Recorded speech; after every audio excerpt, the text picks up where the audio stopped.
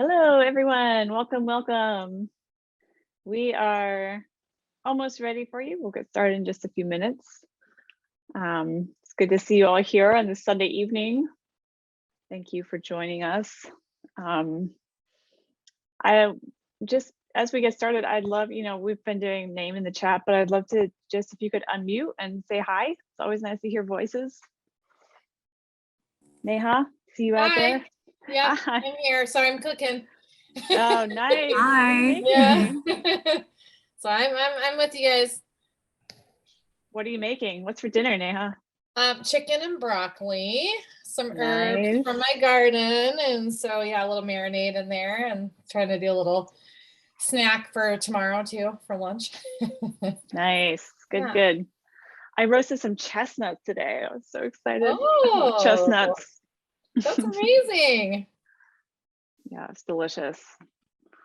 Hi, Shirley. Welcome back. Hi, Paula. Paula's mid bite here too. Jody, it's good to see you. Anna. Hey, Nice to see you. how you doing? Great. Good, good. Hi, Kathy. Hi, Caroline. Hi, Good to see Anna. you. Been a busy day. Yes, Mara especially. Mara's been, this is call 3 for Mara. We're all gonna take some downtime this week, hopefully. Hi, Stephanie and Jennifer. Great, we will get started in just a minute. Hey, Ian. Welcome, welcome. Hello from the Northwoods of Grand Marais, Minnesota. Hey, Minnesota. It's good to see you. Which chapter are you part of, Stephanie? Slow Food, Minnesota. Great, wonderful. Big Yeah, fan I'm of Slow Food, Minnesota. Yeah, we're just like, I'm way up, like 30 miles from the Canadian border, right on Lake Superior. So Oh, beautiful spot. nice. Yeah. Awesome. Very good. All right. Well, let me go ahead and kick us off here. If you want to, as people are joining in, if you're just joining us now, go ahead and put your name and your Slow Food affiliation in the chat where you're calling in from. It's always nice to see who's with us today. Thank you for joining us on this Sunday evening. It's really nice to have everyone here. And I hope this Leader Summit is going well for you so far. We've tried really hard to get a range of programming, and so it's about not quite halfway here. We have a week left. So thanks for sticking with us here on this journey. I wanted to introduce Mara Welton. Mara's going to lead the session today, but Mara is relatively new to staff, but she has been around Slow Food for a long time. I knew her first as a governor for the Vermont, all the Vermont activities. You have a lot going on in Vermont. And Mara, I can't remember where I actually first met you, maybe Terra Madre or something, I'm not sure, but Mara is a farmer. She's a chef. She wears a lot of hats in the slow food world, and I'm really excited to have her on as the director of programs now on staff, because she brings such a wealth and depth of knowledge about food, from farming to cooking to sharing to community service to grassroots organizing. So Mara, I'm just so grateful that you're on the team and that you are leading the charge on the Plant a Seed campaign this year. This is a campaign that's 6 or 7 years old now at this point, and I'm happy it's still going strong and has a lot of new focus and direction this season, which we will share right now. So Mara, over to you. Thank you so much, Anna, and it's so good to see everybody here this evening. Thank you for giving all of us part of your Sunday. We have a week left of Leader Summit programming, so we hope to see you all throughout the next week. There's more beans to come even, but today we're going to focus on this campaign that we've been talking a lot about, the Plant a Seed campaign, which is used to be a spring campaign. We're making it a year-long campaign, and I'm going to break it down for you today. If you wouldn't mind putting your favorite bean in the chat, I would love to see it. Beans, a lot of people have a soft spot in their hearts for beans, including myself. Being a retired farmer, it was one of my favorite things to grow. I just loved the surprise of the beans when you would go out to the yard and take a few off of the plant and put them in your hands and look at how beautiful they were. They're always so pretty and they always inspire me so much to do a lot of cooking. Actually, they make me want to cook. So much so that my husband and I actually have a food cart here in Vermont. I'm originally from Colorado and northern New Mexico, and bolita beans are my favorite beans. They're they're sort of a little pinto bean. They use the same exact way, but they're all pink, and they actually often are a little bit tan, but they are way more flavorful than pinto beans, in my opinion. And I see Lissa from Slow Food Santa Fe knows what I'm talking about. She has her favorite bolita beans in the chat as well. So there's so many fun things to talk about. We're going to talk today about the campaign. It's a campaign, but it's also the kit. You've probably had the Plant to Seed kit or seen it before. As Anna mentioned, it's been around for 6 or 7 years. We should nail down how long it's actually been. I keep saying 6 or 7 years, but usually it's been a garden in a kit, right? There's usually like maybe a carrot and a lettuce and a tomato or something like that, sort of a wide variety of crops in each kit. But that you come up against seasonality and regionality. Some things need to be planted really early, and the United States has got so many growing zones in it that people have varying success with a kit like that. So this year, inspired by Slow Food Italy, which formed Slow Beans. We have all the slows out there: slow cheese, slow wine. Now we got slow beans. They started the campaign last year and have really taken off with slow beans programming and getting a bunch of municipalities involved and really celebrating their regional beans. And I was inspired by this, and I thought, you know what? Arc of Taste in the US has tons of beans. We can really highlight them and tell their stories. And there's we're going to be talking a lot about regeneration, and beans are so good at regenerating soil in the literal sense, but also, regenerating nutrition. They are really helpful in helping us talk about climate resiliency, and they can help us talk about human migration and food justice, frankly. So I'm hoping there's going to be lots of ways that we can engage with them that way this year. So let's talk about the campaign a little bit right now. It's officially going to be launching. You guys are kind of getting the sneak peek right now as leaders at the Leader Summit. It's going to be launching February 10th, which is World Pulses Day, which is an FAO international holiday. And we're actually partnering with them to do a Slow Food Live that day. And Anna will put a link in the chat if you want to pre-register for that Slow Food Live. We'll have, we're still pulling it together, but there's going to be some leaders there from FAO talking about the importance of pulses on the world stage, as well as some growers and other speakers. So it'll be and we'll hopefully have all the components of the kit by then, and we can show them off and reintroduce you to the actual beans. And the unifying theme of beans helps us to talk about climate health and food justice, as I talked about before. If you were at Anna's State of the Snail, you saw this slide, but regenerate is the theme. That's the theme of Terra Madre. I'm hoping we can have a lot of slow beans programming at Terra Madre as a result of all the good stuff we're going to do this year. I'd love to be able to report on all the amazing things we did together with beans.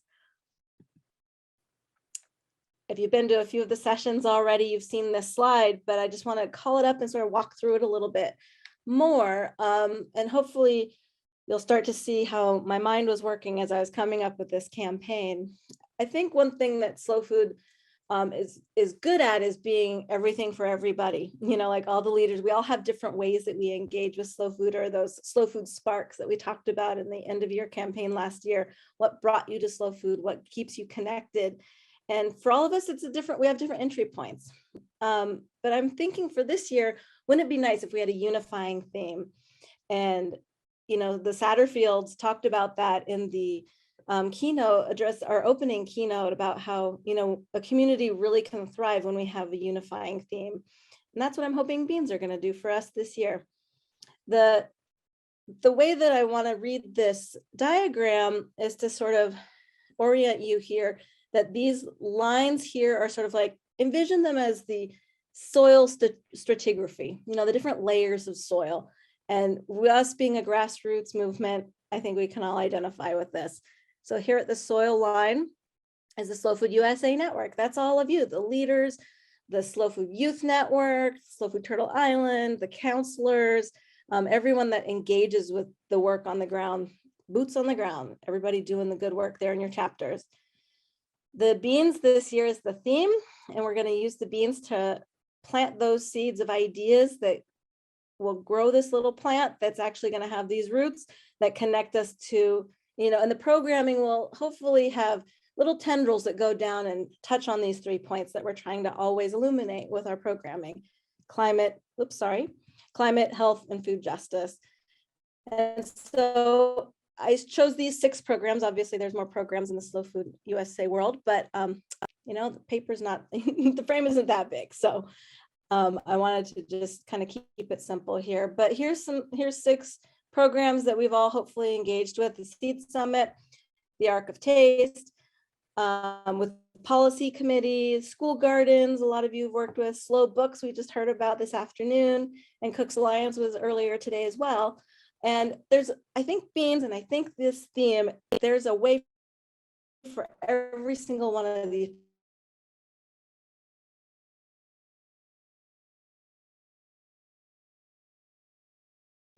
So I put these little boxes above each, and these are just my suggestions. I know each program has their own direction and their own inspiration, and maybe there's regional things to consider that I didn't. And I leave that up to the network. How do you want to engage with this? But here's some thoughts that I had. With the Seed Summit, which is coming up in March, we're getting ready to launch that as well. So more to be said about that in the future. But the Seed Summit this year is going to be a global summit. And so that represents sort of this global ethos around beans. Beans are on every continent except for Antarctica, but everyone, all humans, engage with beans and pulses in some way. So we're going to talk about beans as seeds and climate resilience, and seeds as food. Beans are one of those seeds that looks exactly like the food that it becomes, and it's very easy to make that connection. And I think a lot of people connect with beans, especially children. When you use beans in the garden, you can say, here's the bean, goes in the ground, what comes out? Beans. And we can see that cycle. It's very clear. So they're really great for education. Seed ethics and advocacy, we can talk about, we're going to have a seed ethics panel. There's going to be beans at the focus there. And so there's those tendrils I was talking about. We can use beans to talk about food justice. We can use beans to talk about health. And we can use beans to talk about climate. Similarly, with the Arc of Taste, they're concentrating on preservation. So they can talk about how preserving certain varieties, I calls to mind like the tepary bean. It's part of the Sonoran Desert, Southwest. They're very adapted to that climate. They thrive where there is very little water. And we can learn a lot from that little bean in times of climate change. There's ways that we can use these various beans to teach us how to be more resilient. Nutrient density is a big aspect of pulses and legumes. I want Arc of Taste to help, the Arc of Taste committees to help us tell that story in the preservation conversation. And then obviously human migration. We've traveled all across the globe carrying beans with us. And not only do those beans adapt to their new homes, but so do people. There's a lot of allegory there, a lot of storytelling opportunities. Hopefully this is starting to get some wheels turning for you and make you think of your own ways that you're inspired by beans. So you can see all these different, policy can be thinking about it with advocacy, school gardens, you're all involved with education. We can educate about, planting in zones and why that's something to be important, to be considered when you're planting certain crops. And beans, there's certain ones that, and we'll talk about the specific beans in a few minutes, but there's certain ones that really grow great in cooler climates. And that's really important for those folks. But guess what? Those beans are also going to grow well in warm climates, but they're just particularly good in those cooler climates. That's a fun conversation to have with folks. Cooking them, of course, and storytelling. All of these beans that we're going to feature have really great stories. And, us humans love a good story, and that helps us feel more connected to our food and to our community and to the greater community. I mean, our larger slow food network, but also just humanity. Slow Books is going to choose one of their major books is going to be focused on beans. There's a lot of discussion in the Slow Books session about maybe we should have cook-alongs. Let's get back to cooking together, even if it has to be virtual. And let's have some slow food live sessions about cooking beans. How should we do this? What are some good recipes? Do some swaps. And similarly with the Cooks Alliance, they're like, we have millions of recipes on beans. We would love to share all those recipes with the network. So that was really fun to see those threads start to happen and that continuing theme to start to take on a life of its own, which for me is going to be one of the most exciting things about this year. I want to see how these beans inspire you. I would be remiss if I didn't mention the theory of change. We have a session on theory of change on Monday. I encourage all of you to come to that. It's underpinning, as you see here, it's the very basis of this diagram to sort of give you the visual intent of staff this year. We're really talking a lot about theory of change and EIJ and how that suffuses all of our work. We'll take questions in a minute. Let me just move forward and hold your questions if you have any. Let me get to the end of the campaign section. So one campaign, 6 beans, endless programming. This is my vision. I'm hoping every chapter out there goes, oh my gosh, I know exactly how I want to use this beans and just run with it. Like I mentioned before, there's the Slow Seed Summit and the campaign kits. We are hoping some chapters will be interested in establishing some little seed libraries. There'll be some information forthcoming about how to engage with that. Let me know if you're interested. Also seed swaps. I would love the Slow Food Youth Network to spearhead some seed swaps and then connect with chapters and have you guys partner up. I would love sort of our little slow food silos to start being less of silos and working more together. There's so many opportunities to carry this load. And I think with this volunteer network, if we share programming with each other, it'll be a little bit more fun and also a little bit less of a scramble, I hope. I hope it'll be a good way to share some of this programming across all the different groups that we have. And specifically with the Cooks Alliance, I want to host regional bean feeds or bean suppers. This land has a huge history about people gathering around beans and around bean meals. So in the Northeast, here in New England, bean suppers were of a huge tradition. In the West, bean feeds were a tradition, and usually these events are a way to get a ton of people around a table, have a bunch of people gather around a topic. Often it was like a union meeting, or sometimes it was a political campaign. But I think we could do the same thing. We can borrow that concept and gather with beans as the excuse to gather, but get a bunch of people around a table or a topic and celebrate beans, but yes, maybe do some other things too. I've got some thoughts about how to work with the policy committee on this.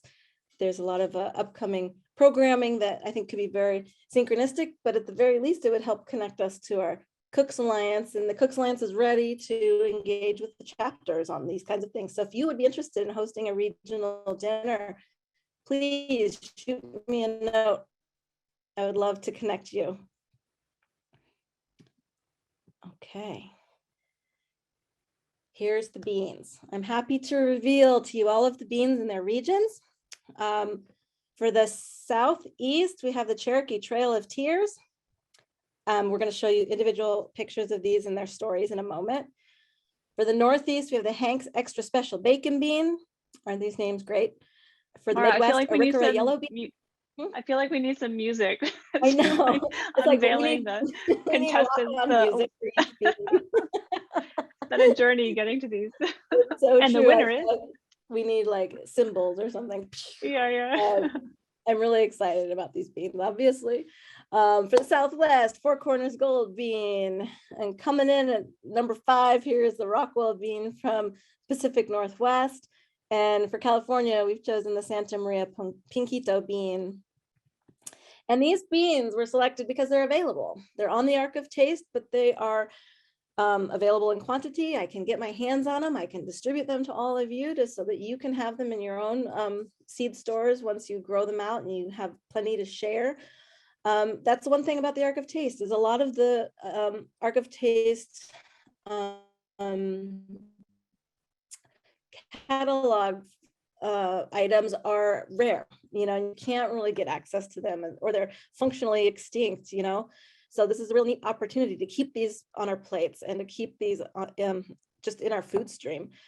I wanted to say that they're representative of the regions, and they have specific food culture and stories attached to them, which is also why they're on the Ark of Taste. They were worthy of being on the Ark for a reason. But these are not the only beans. So I just want to say that I totally recognize it's sort of like asking someone, for their best apple pie recipe or something. And it's like everyone's got a bean that they really, really like, or at least in my circles. And it might not be these beans for your region. And I just want to say, these are the ones we have to put in the kit, and there's enough of them to share around. But I know that there's tons of other beans that are actually on the Ark, but also there's beans that, there's beans that are worthy of probably being on the Ark that maybe just need a champion. So I'm really interested to hear, so for example, maybe in the Southwest about, but you really love bolita beans and you know someone who's growing them, and I want to go to that bean supper where you're featuring bolita beans. And I think it's an opportunity to really highlight the biodiversity of this particular group of crops. There's so many, and there's so many that could be on the Ark of Taste if you wanted to champion one. And I'd love to connect you with your Ark of Taste regional committee and have you submit a nomination if that was something you guys were excited about. Okay, so that's the campaign. And we're going to talk about the actual kit and the kit components. And I wonder if this isn't a great time to sort of pause and see if folks have questions for me that I can answer. And I can take a sip of water. Thank you, Mara. This is really exciting. And I appreciate that you're also serving as the distribution hub here, and hopefully you'll get a good crew of volunteers to put these kits together. Marla has a question. Will there be a description of flavor and texture for these unusual beans? You betcha, coming up next. And in the kit, I will have some very good information about each specific bean and how they should be used, or some suggestions for how they can be used. And Jody asks, how do they get their names? That's an awesome question. And sometimes it's usually, like in the case of the Hank's Extra Special Banking Bean, the person who was the connection to the bean is who their family named the bean after him, because they weren't sure where it came from. But it is a very specific type of bean that has no equal. So they named it after him specifically. The Cherokee Trail of Tears bean we're going to talk about in a minute, it's attached to a very specific story, which I'm sure you can guess. Sometimes it's attached to a region, sometimes it's attached to a person, sometimes it's attached to how it looks. There's this fun meme, or what do they call them, like BuzzFeed quiz, just like find your, what are you as a bean? I think there is one for like, what are you as an heirloom bean? And you go through this questionnaire. And so I don't know what their matrix is or their algorithm for coming up with those solutions, but we could come up with what bean are you, Mara? It said I was the cranberry bean, which no shade on the cranberry bean. Love a good cranberry bean. But I'm a bolita bean. I'm from the Southwest. It's rigged, Mara. I know it's rigged. The quiz is rigged. It's rigged. We should come up with our very own. But I don't know. Usually beans are related to like their location, their story, or people who have been championing them. Yeah. Any other questions for this section? All right. Let's go talk about the kit. All right, plant to seed the kit. So first and foremost, for every kit that's purchased, one will go to a school garden. We love championing our school gardens. We love providing them with seeds. They do such great educational work. And I know we've got some school gardens people on this session, and I'm sure they've got plenty of ideas of how they want to use beans in their curriculum this year. But every purchase will help them out. So that's really a good thing about the kit. The actual kit will be a burlap sack, because in the farming world, when you buy bulk of beans, they come in burlap sacks, and I wanted to evoke that for everybody. I have an area person local to me who's doing the artwork for it, and there's going to be a lino cut. I was hoping I would have that for you today, but it's coming. It'll be ready on the 10th. But it's going to be a stamp on the bag. It's going to be a very cute lino cut image. And inside of the bag is going to be 6 packets of these beans. So everybody gets the same. And then we're really encouraging seed saving this year. You know, beans are one of those amazing foods that is almost a complete food. I mean, obviously you should have your proteins with other things. I think it's complete protein if you eat them with rice, but man, you can get so much nutritional benefit from just beans. So saving beans and having them in your seed stores is really food sovereignty. You know, you can feed yourself if you've got beans. And so we're going to be encouraging people to save seeds this year and to contribute to their seed libraries or even start one yourself. So also in this kit are going to be a bunch of seed saving envelopes to help you on that journey. There's going to also be a little bean zine, which is like a little 32-page booklet, which is going to be chock full with just information on climate, nutrition, links to resources. There's going to be recipes. There's going to be a bunch of like little QR codes that take you other places. And there'll be probably a little bit of space for you to take notes about all the growing of beans that you're going to do. It's going to be a really cool little kit. All right, guys, we're going to talk about the beans.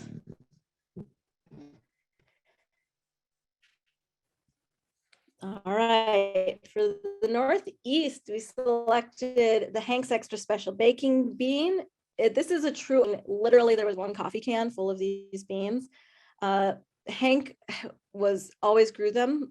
We think they might be related to a Hungarian bean. There's still research being done on this.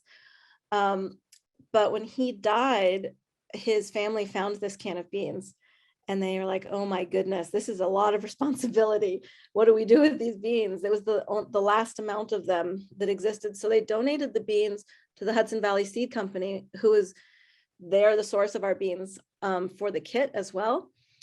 And Hudson Valley did a really great job growing out all of these beans and partnering themselves with farmers and chefs in the region of the Hudson Valley in New York to grow them out and put them back into the food stream for us all to enjoy.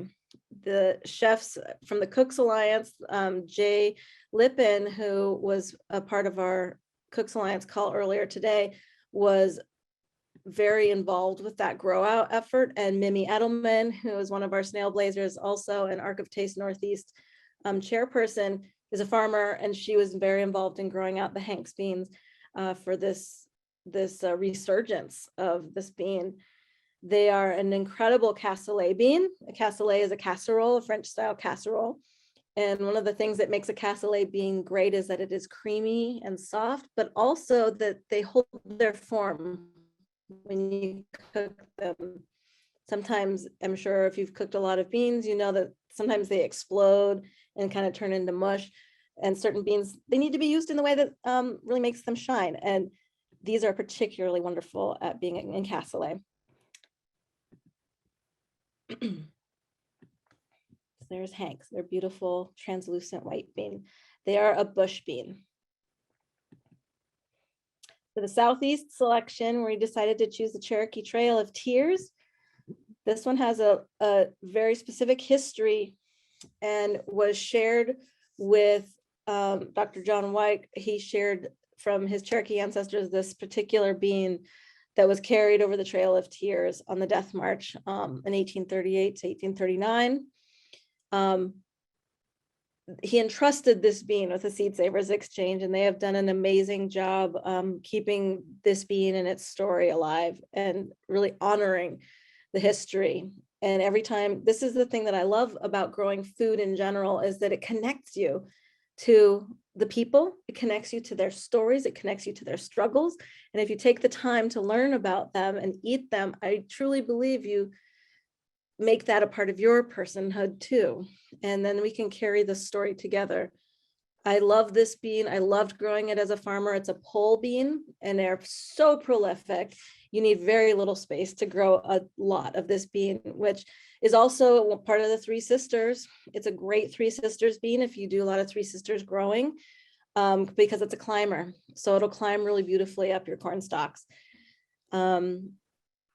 it's the other thing that's lovely about this being a year-long campaign, I just want to mention, is that a lot of these beans can be eaten as a fresh bean or a shelling bean, or you can let them stay on the plant until they're dry and have them be a dry bean that you would use as, a regular pot bean. And Cherokee Trail of Tears is a great example of a beautiful, it's almost like a filet bean when it's really young, which is like a little baby green bean or a French style green bean if you harvested them young. So that's a really great benefit of this one. Thanks to most of these, all of these beans that I chose, you can eat as a green bean or as a dry bean. This bean is a beautiful pot bean as a stew bean. The broth is gorgeous and inky. And if any of you do any natural dyeing, I'm a crocheter and I love working with natural wool.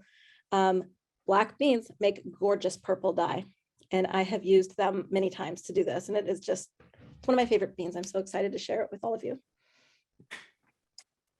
Okay, the Southwest, we chose the Four Corners gold bean. I really wanted to choose the bolita, but they are so rare. We cannot find enough of them. So there's an opportunity to do a big grow out of bolita beans and keep them around so everyone can eat them. But the Four Corners gold bean is what we chose. Zuni people first traditionally used this golden bean. It's called the shalako after a traditional kachina dance. And it's a shiny, beautiful little square bean, amber color. And it retains its color in the cook, which is really rare. Oftentimes when you cook beans, they fade or the colors, especially with the mottling, like Jacob's cattle, if any of you have ever grown those or cooked those, sometimes they lose their color. Also a good one for fresh eating. The young green pods are yummy and they're considered best as a dry bean. And they have a really nice nutty flavor. They're really, they're a meal on their own, honestly. But they're really good with chilies, as you do in the Southwest. So really a yummy, yummy bean. And they're so pretty. I just love them. This is a bush bean. It's a semi-bush bean.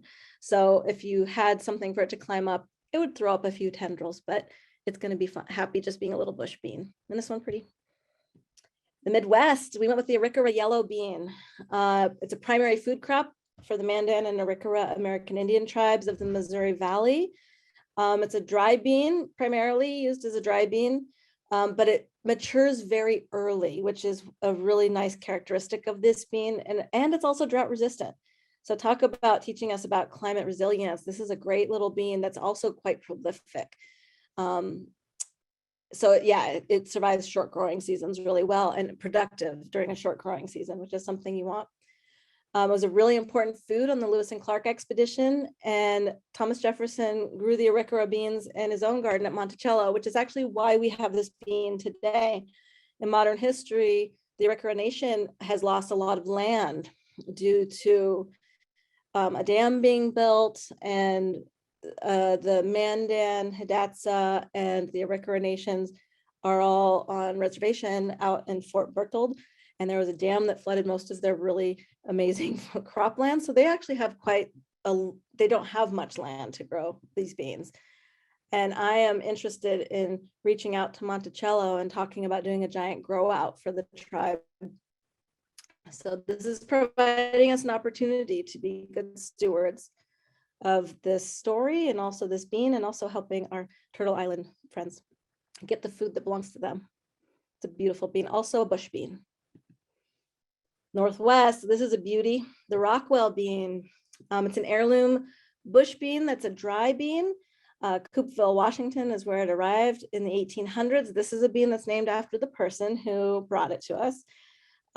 This gem was really special on Whidbey Island in Washington because it germinates in cool soil. That's what I was referring to earlier.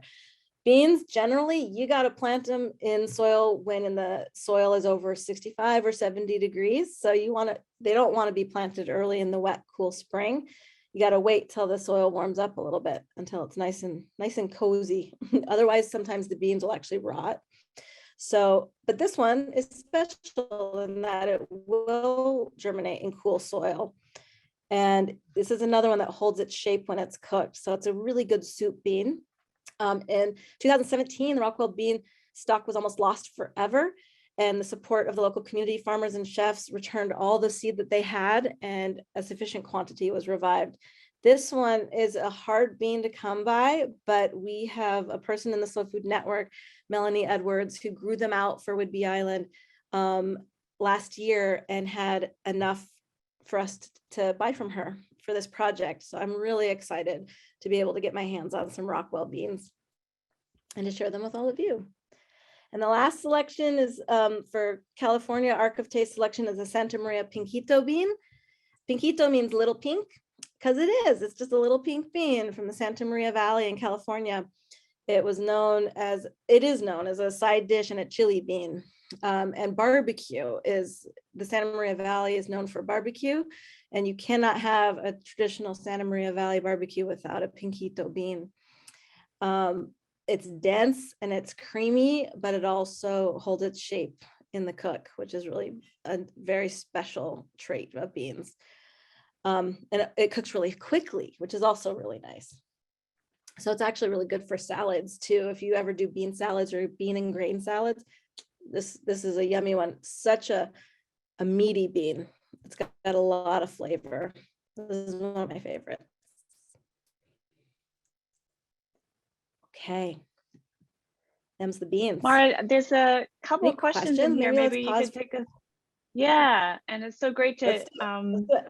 hear these stories. So Jamie is asking an important question. She says, so these beans come from different areas of the country. How well do they grow in different areas than they are from? Yeah. Thank you so much, Jamie. That's a great question. And this is the whole reason why I wanted to do beans this year. They grow well almost everywhere, unless they're very specifically drought tolerant bean that only grows in the desert, like the tepary beans, which was in the running for the Southwest bean. We'll be doing programming around that bean later in the year, just because it is such a special Arc of Taste bean. That one, I'm afraid, I grew it in my garden up here in Vermont last year just to see, and I did get some beans. Actually, I have them on my desk right here. They're really yummy. And I got that many off of about 6 plants. I consider it a success.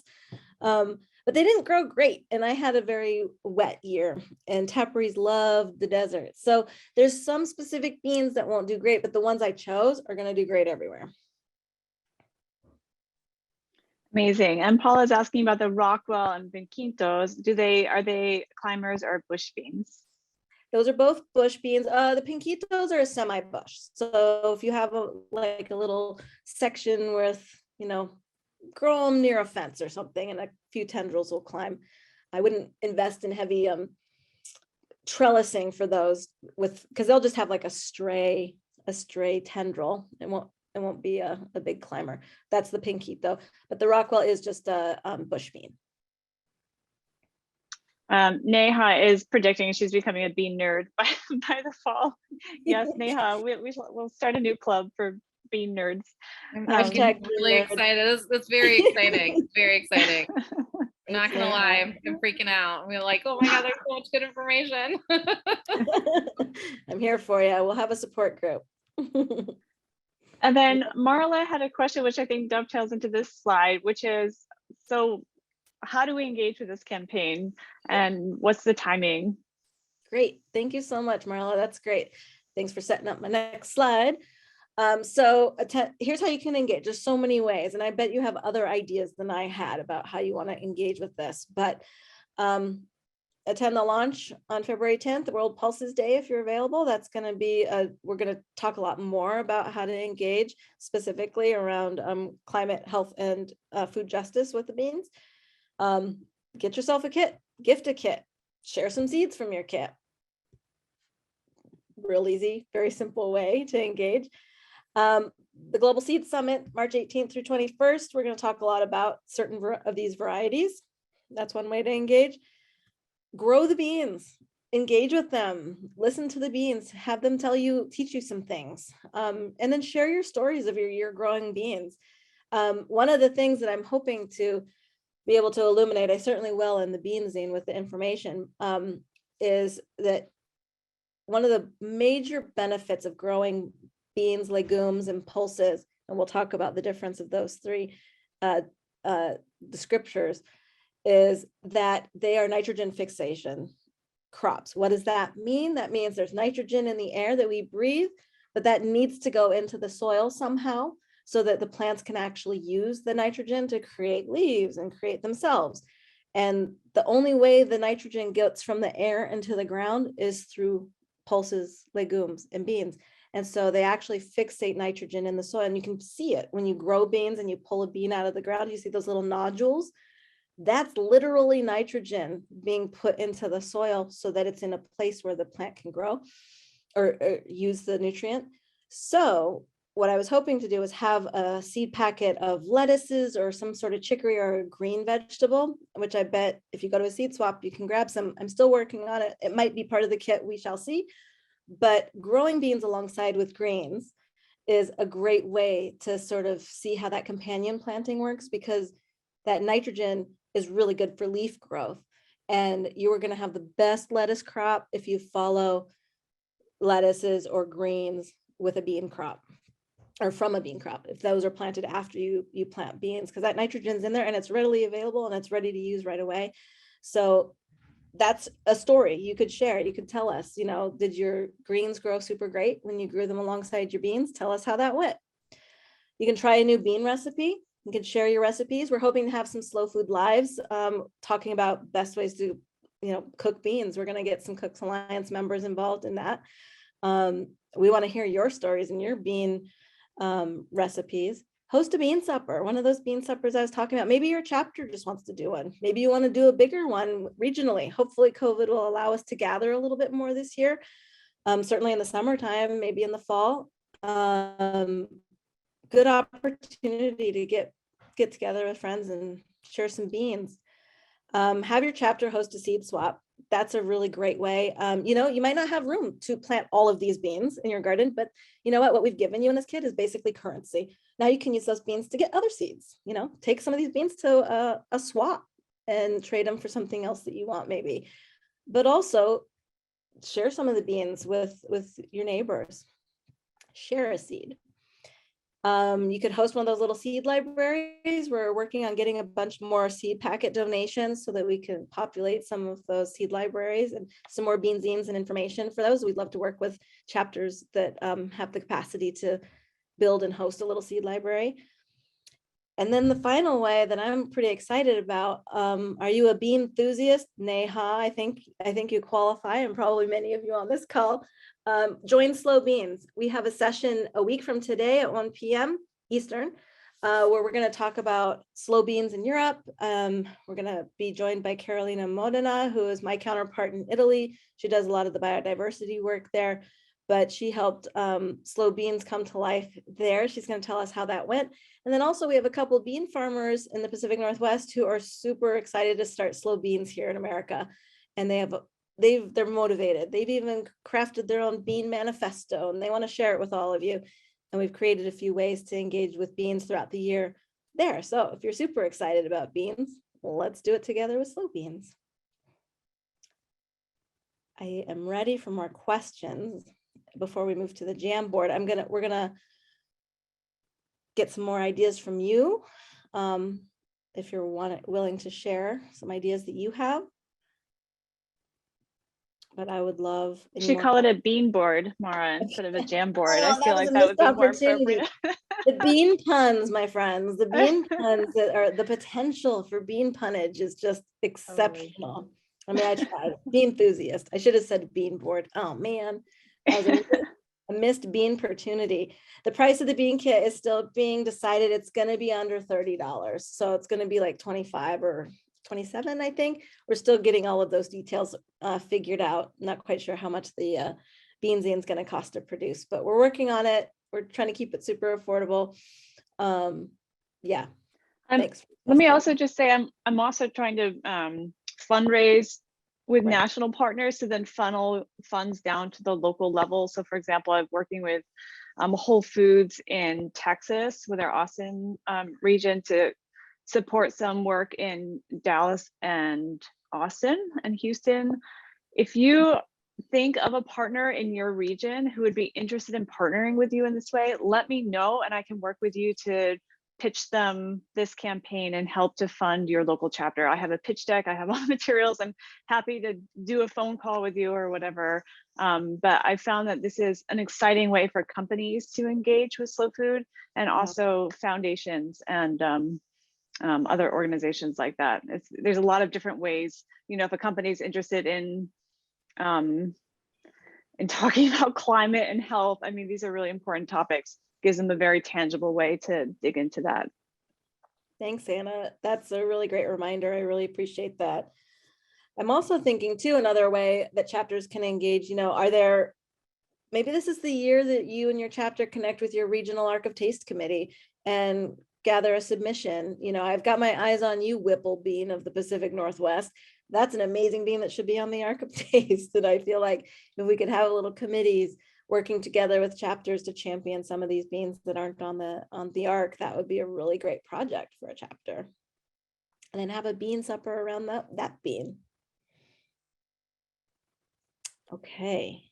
Just quickly to Ian in the chat, how are schools getting chosen as recipients for the kits going to them? In other words, along with buying kits for ourselves, could we buy X for schools or subsidize them?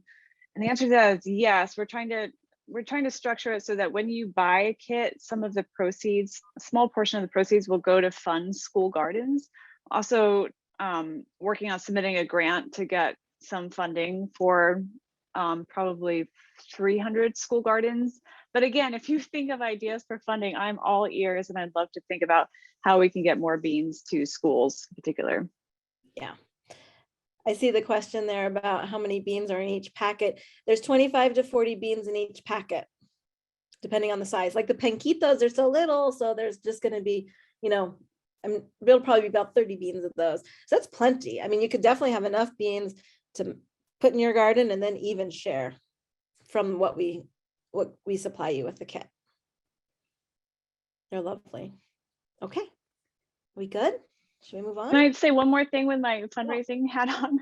And that is, this is a good way to engage donors as well, you know, to give donors a kit or to somehow engage them in volunteering in a school garden. Well, this week in the fundraising session, we'll talk about cultivating donors along with the cultivating our gardens, but this is one way to engage people in a very tangible campaign. So keep that in mind too. Absolutely. Thank you. Oh, I love all these things in the chat. Fernando putting his hat in the ring to champion a bean with Cooks Alliance. Thank you for that, Fernando. I'll hold you to it. All right. I would love to get some input from y'all about what about this campaign is exciting you. Hopefully you are jazzed about beans. Hopefully you have some bean puns that you want to share. And are there other beans that we could be highlighting here? Let's just take a few minutes. There's a link in the chat about the Jamboard. Let's see, I can go over there myself since I have the power here. Hold on. Okay. For those of you that haven't used a Jamboard yet, if you're over there, you see there's a pen, there's an eraser, there's a select, and there's a sticky note. I'd love if you put down a sticky note. If you click on it, it opens a window. You can choose the color of note and then type in there, and then it'll populate on this board and we can see everybody's answers. Also, it'll be helpful for me later when I'm like, ooh, what did Shirley say? What did she say that I wanted to remember? Maybe it's here on the board and I can go back and look at it and then reconnect with you all. If you can't access the Jamboard for some reason, the chat is a good place to put your thing, and then Anna can pop it in the Jamboard for us. But yeah, I'd love to hear about other beans. I'd love to hear about what wheels are turning for you. Are there any aspects of this campaign that you can't wait to get started on? Oh, Marla asked, so we plant all the beans and we get to cook with the beans by the fall or mid-season. A lot of them are really good as green beans. But yes, we are encouraging people to save the beans. So ideally, you'd harvest some of them in the fall. You know, you can eat some of them midsummer as a green bean and then leave the rest to ripen. The other great thing about beans is you can do successional planting. So they grow pretty quickly. I mean, a lot of these are 60 to 80 day length beans. So especially like, yeah, you can do multiple plantings. So you could do an early season planting and then eat them as green beans and do another planting a couple weeks later that you leave for harvesting dry, which could be a fun idea. So many different ways to do this because we give you enough beans that you can do that.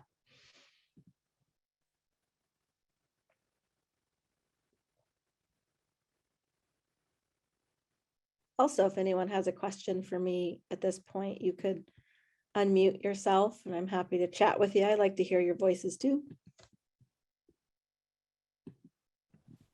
Mara, Yes. this is Kathy. Okay.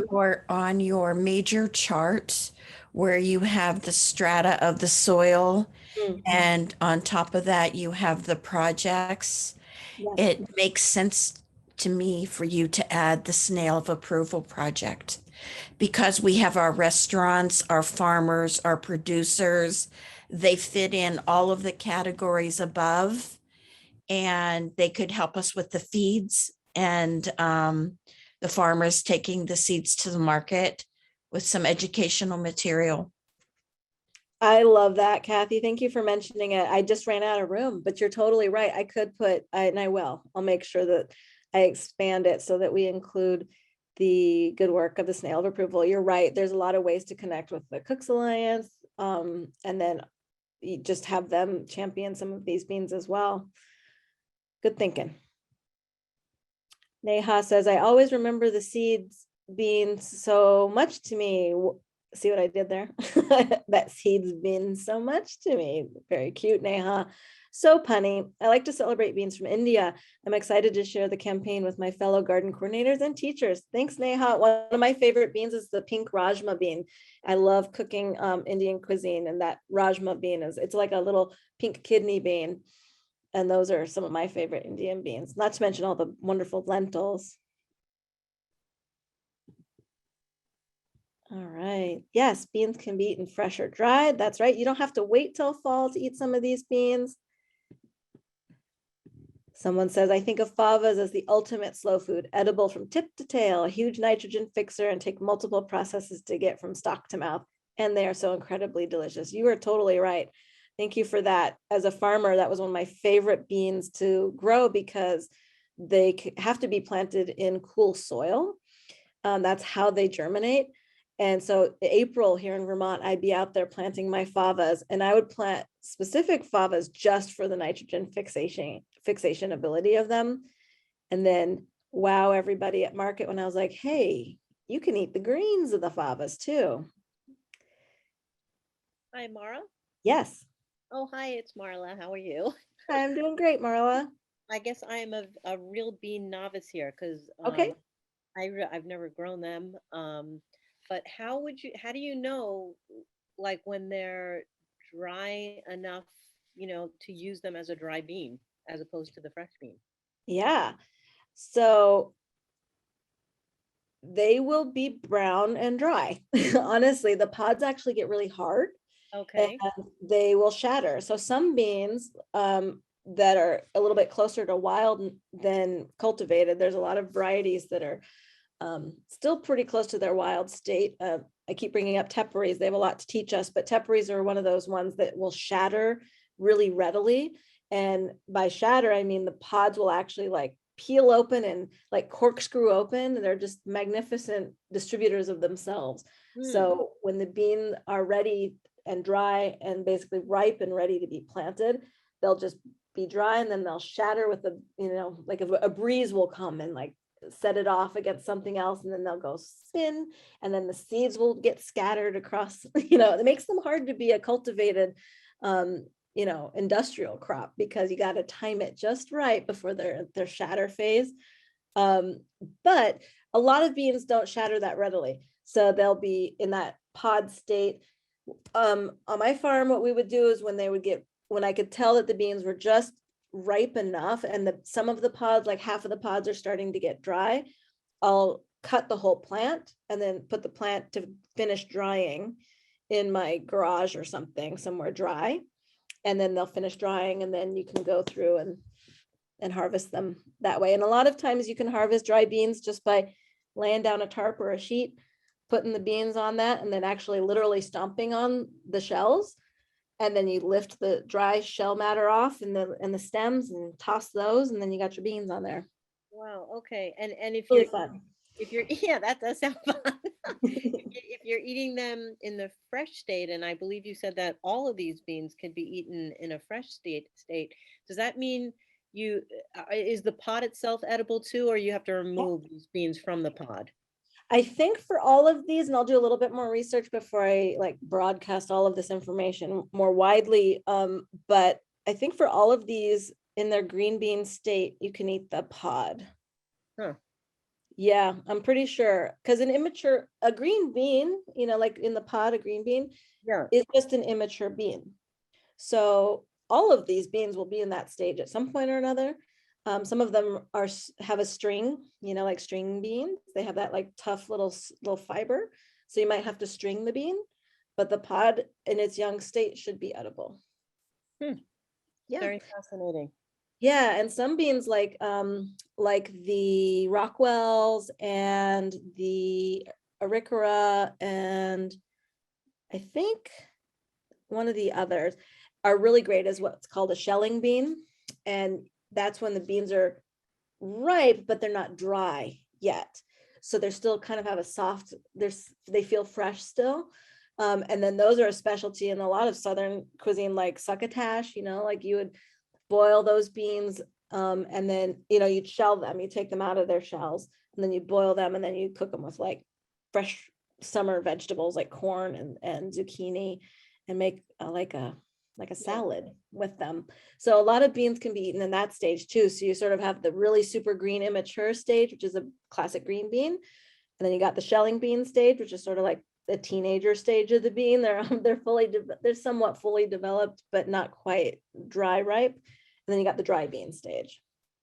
So my hope is that everyone will feel like they can access the beans at any of those stages throughout the year. Wow. Thank you so much. You're welcome. Maura, I want to pull your attention to Shirley's comment here. She says, I'm Okay. excited that kids and school gardens will be included in this campaign. How will EIJ be incorporated into this campaign? And Maura, if you could talk a little bit about that, but then I'd also love to open that up to others too, and if they have ideas for how we pull the thread and highlight equity, inclusion, and justice as part of this work. Thank you. Thanks for that question.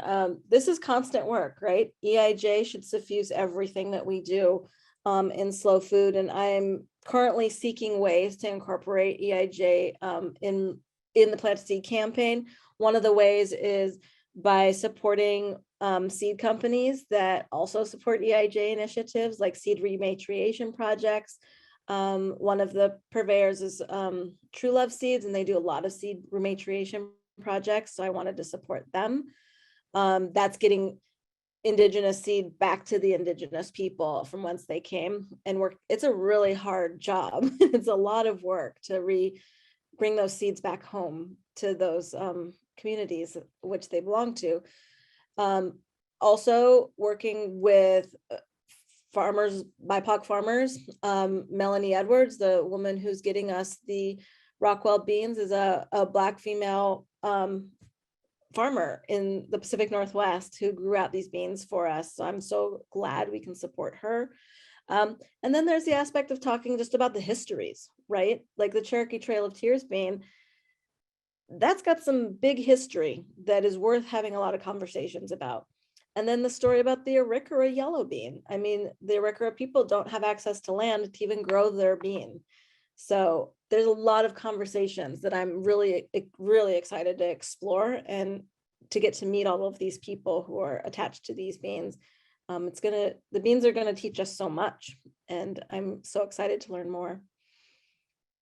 I hope I answered your question. But Shirley, I wonder if I could put you on the spot, and if you had any ideas, or what are you seeing in this campaign in Vegas that you could really highlight how beans and this concept plays into equity work?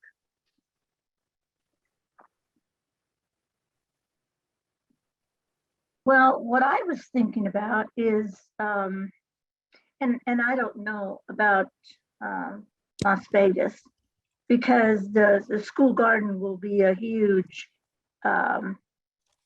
project for us. If we've been talking about a school garden in a school where the kids are from all over the world.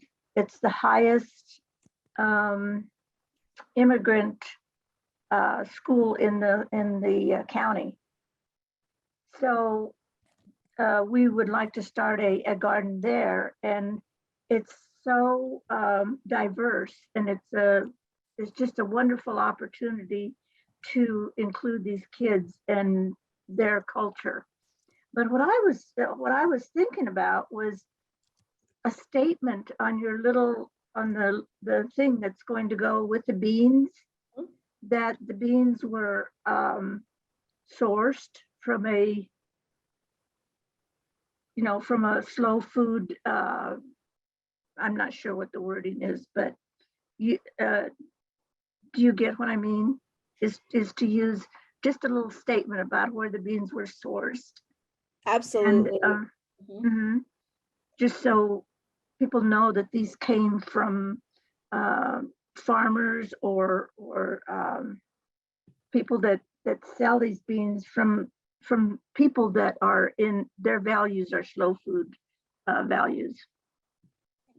Yeah, that is definitely a good point, Shirley. Thanks for saying so. And that's in the plan.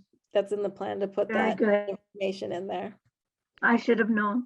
It's okay. It's good to say it. Say it out loud, otherwise we won't know. I wonder if Willow, could I put you on the spot too? I know you've done a lot of work with EIJ in the East Bay, and do you have any thoughts on how this might work in your chapter to tell the story of EIJ? I don't know. It was what I was starting to kind of think about. I mean, I think that because we're in a more urban area, it's a little different. Like if we were in the Central Valley or like Delta Diablo, and I think it would be a different conversation because I do think there's such a connection to the land and the people, and beans were something that was carried with people as they migrated. But I do think that this idea, like beans, is something that is in cultures all the way across. So it's also a good connection point. It's like, okay, you might have come from India and you eat your lentils, and you come from Colombia and you eat, but we all have that as a connection point. And I think anytime that you use food to get people to connect across culture is a really good starting point. And the way in which we share something like that, I think it's a good starting point. But yeah, I've just started to think a little bit more about it. I haven't really gotten too deep in it, but thanks for the question. And Neha, I wonder if you have any thoughts, because you're a school garden teacher in Michigan, if you have thoughts on what this could look like in the school garden. Oh yeah. And then I'll stop putting people in. Yeah, I have a lot of thoughts about it as I'm processing, but I think it's a really great way to connect to social studies and math and reading, and really across the grade or the curriculum, and really across grade levels, because there's so many things you can do with beans. And you can start talking with like the plants, parts of the plants. You can talk about, you can get into really deeper discussions into 3rd, 4th, and 5th grade too, on the culture and tradition and the history of these seeds. And I think having those materials available are going to be so key. And then I'm going to do a workshop with our teachers and garden coordinators and really go over all of this with them, kind of, if I can take some of your work, Mara, and I will of course give you credit, but show them, where the history and the traditions lie, so that they can also go back and teach those concepts, whether they're in the garden with the kids or they're doing it in the classroom. So I'm really looking forward to engaging people with this. I think it's going to be very exciting. We also want to engage them. I think it would be great if they could save the seed, and then continue to grow it, because that's, something we had done, for example, with garlic, and we're on our 10th season growing the same wonderful garlic from farmers that, were local and that grew it for us and donated it and talked to us about it, and we would teach them about it. So I think that's the exciting part, is the education piece around that, and really engaging the kids, because talking to them even about regions really connects to that social studies curriculum. And there's just so many things that you can do with that. And I'm really looking forward to trying out some of that education work as I weave it into our curriculum. But even just basic concepts, like we can, talk about nitrogen, and we can talk about the soil. And so there's a lot of really good, exciting things here. So I'm already thinking how I would like differentiate that with our kiddos, and give some examples for our garden educators to kind of think about. So yeah, very exciting stuff. And easy to grow and perfect for our soil. So Yeah. You can eat so many parts of the bean plant. You can eat the flowers. You can put flowers on salad. There's so many ways to use them. Shirley, did you have your hand raised? I did. I just wanted to say that these are great ideas on how to incorporate EIJ into this campaign. And especially, I forgot the last person that talked about having the curriculum include the background, and I guess we just need to remind people that there are people that grow these beans. There are people that have died to grow beans, and like someone else said, the bean, everybody has a bean or something they grew up with, just like everybody has a bread of some type, whether it's a tortilla or whether it's a loaf of bread or whatever. But I'm really happy that that we've had this conversation, and this EIJ will be included in this campaign. I think it's important. Thank you so much, Shirley. I agree. I'm excited about all the possibilities, and I'm really excited to see how the network at large is going to engage with this campaign, because I think there's going to be so many different takes, what each region, where they go with this, because I want to learn. We're going to all learn from each other for sure, and hopefully share a ton of good recipes and good stories. Absolutely.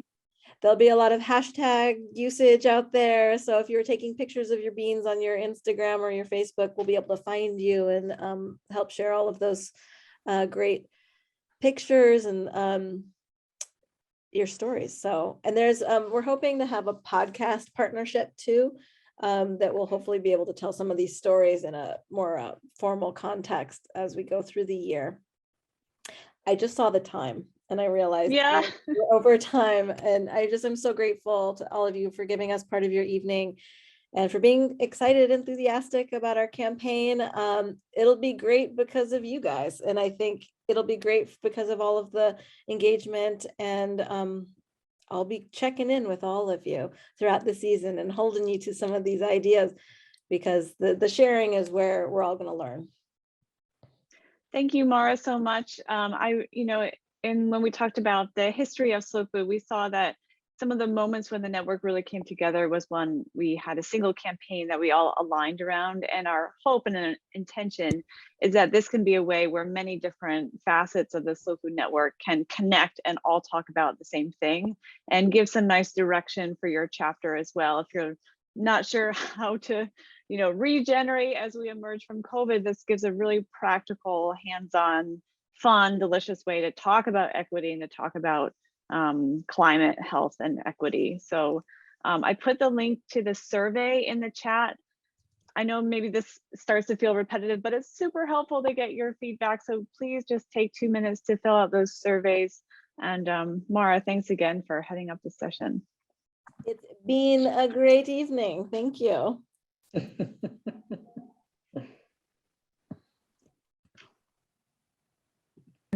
Okay, thank you, everyone. Bye, everybody. Have a great evening.